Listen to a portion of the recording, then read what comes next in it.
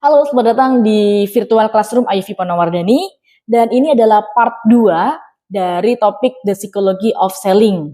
Ya, bagi yang belum melihat video yang part 1, silakan.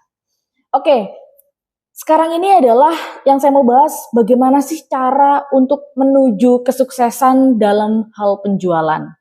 Jadi ini adalah salah satu faktor yang sangat penting dalam bidang penjualan.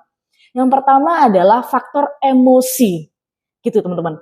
Jadi emosi apa sih yang harus dipunyai oleh seorang penjual? Ya, emosi yang harus dipunyai adalah sifat antusiasme.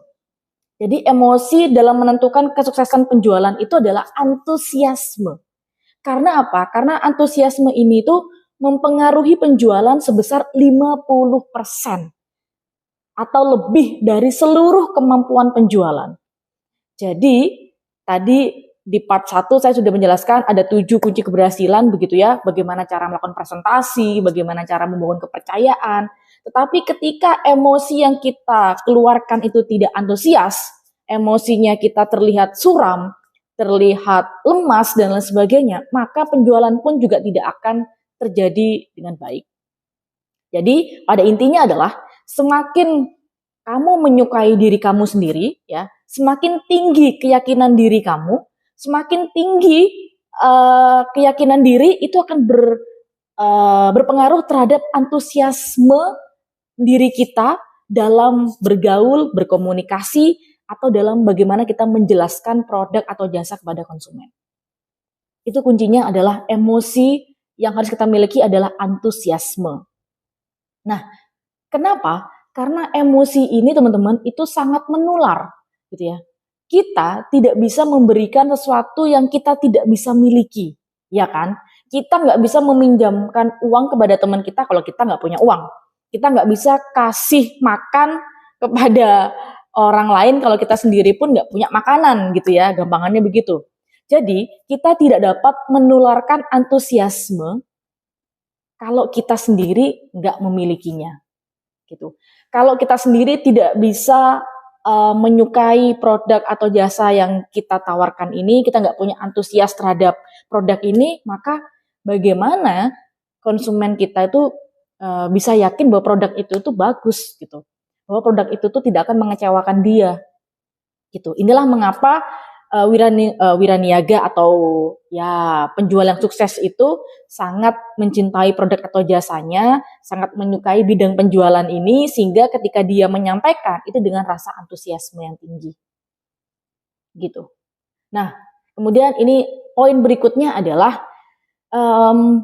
bagaimana cara sederhana untuk kita itu bisa mencapai goal atau tujuan yang kita inginkan. Di situ tertulis bahwa tuangkan ke dalam tulisan. Sebagai seorang penjual atau pengusaha, kita tuh harus punya visi yang jelas gitu ya. Dan juga misi yang jelas, visi dan misi. Jadi menulis tujuan, kok sampai menulis ya. Menulis tujuan itu bisa meningkatkan kemungkinan mencapai goal kita itu hingga hingga mencapai 1000 kali lipat. Atau 10 kali lipat dan biasanya itu lebih cepat dari apa yang kita bayangkan atau kita harapkan. Jadi sebagai seorang pengusaha atau penjual itu kita harus tulis kita tuh tujuannya mau apa. Misalnya mendapatkan revenue bulan ini itu 500 juta misalnya, 500 juta. Oke, 500 juta dijangkau dicapai dalam waktu 5 sampai 12 bulan. Nah, kemudian kita tulis itu, kemudian kita juga apa saja cara untuk bisa menjangkau goal kita ini.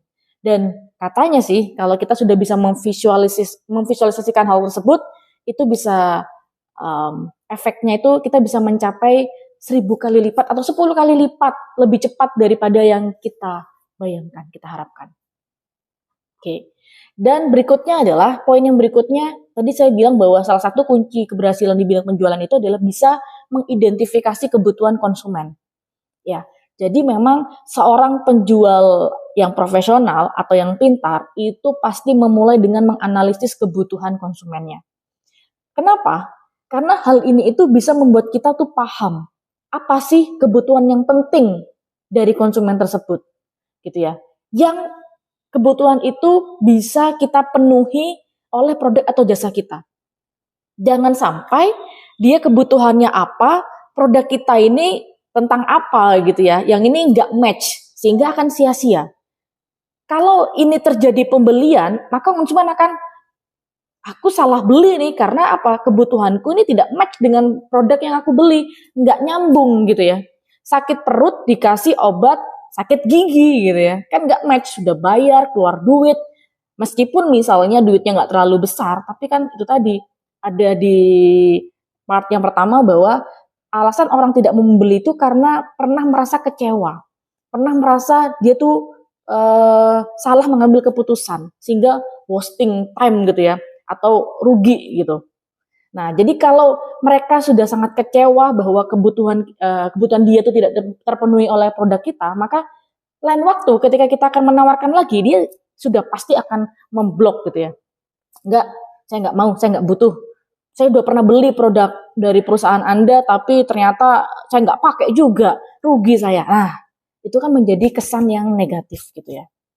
Sehingga ketika kita sudah mengetahui apa yang mereka butuhkan, nah setelah itu baru kita bisa bikin struktur presentasi, ya, presentasi yang baik, bagaimana kita menyusun kata-kata yang baik, sampai kita bisa mendemonstrasikan produk kita kepada konsumen. Oke, kebutuhannya apa? Oke, oh ternyata kebutuhannya seperti ini. Ini loh, produk saya itu bisa menjawab kebutuhan tersebut atau masalah konsumen. Saya demonstrasikan.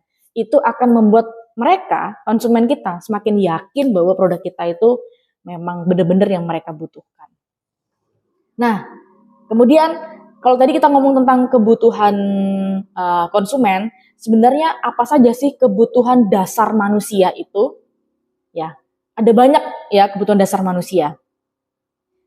Apa saja? Nah, tapi karena topik ini cukup banyak dan padat, saya akan melanjutkan di part selanjutnya. Jadi, yuk kita ke part selanjutnya. Terima kasih untuk menonton video pada part kali ini. Thank you, bye.